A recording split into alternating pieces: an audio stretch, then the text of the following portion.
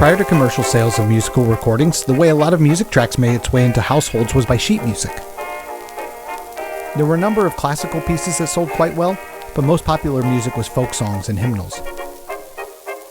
Prior to the invention of the electric microphone, the acoustic recording horn picked up percussion and woodwind instruments very well, but violins and other stringed instruments could not be recorded as clearly. Recordings produced at the time often featured marching bands, including many of the works of composer and conductor John Philip Sousa.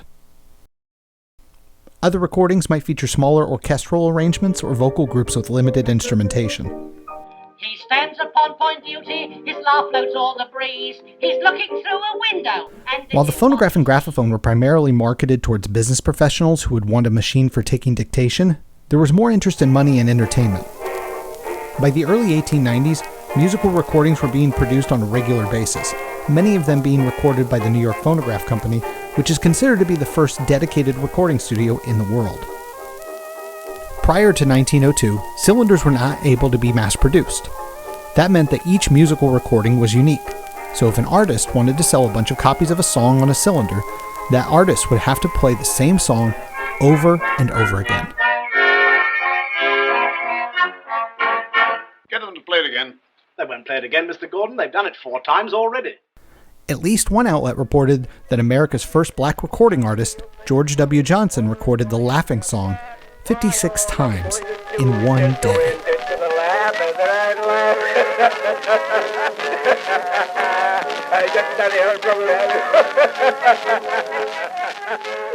The inability to mass-produce recordings was one major flaw of the cylinder looking to be addressed by an inventor named Emile Berliner when he began work on a new recording format in 1886. Berliner worked for the Bell Telephone Company from 1876 to 1883 and likely had exposure to some of the work being done by Alexander Graham Bell and Charles Sumner Tainter on the graphophone.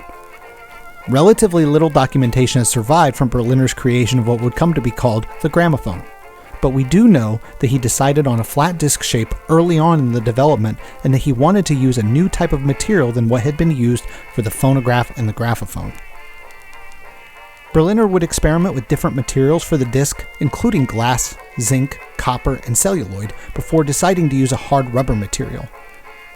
The discs he produced initially did not have a consistent playback speed, so each one would have to be engraved with a number as to what RPM they should be played back at. The rubber discs wouldn't be produced for very long, however. Rubber discs would prove to be difficult to mass produce at a consistent quality.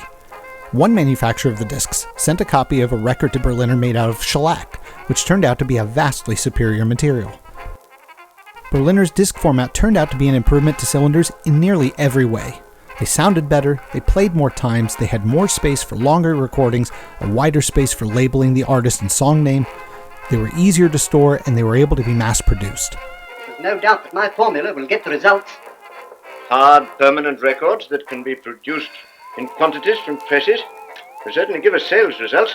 When Berliner began trying to market and sell the gramophone in the United States in 1890, there was still plenty of opportunity to break through the sound recording market. Edison was still struggling to make the phonograph profitable after being in business for 10 years, and Bell's graphophone had been on the market for only 3 years.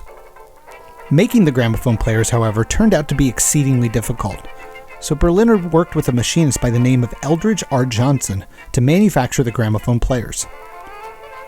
Despite the fact that Berliner found investors and business partners to work with, he ran into serious trouble when several competitors sprung up. The most notable being the Universal Talking Machine Company, makers of the Zonophone. The Universal Talking Machine Company was founded and run by Frank Seaman, the same man Berliner had hired to handle distribution of the gramophone discs and players. This ended in a long legal battle that surprisingly ended with Berliner being forced to stop working on the gramophone in the United States. He would soon move to Montreal to continue his work, but would never again be as involved in the sound recording business as he had been. Berliner eventually handed over control of his patents to Eldridge Johnson, who would go on to form the Victor Talking Machine Company, which would quickly take the lead in the audio recording market. It did not take long for the Victor brand of flat disc 78 RPM records to become the standard for audio recording discs. By 1910, it had become clear that the better format was the disc.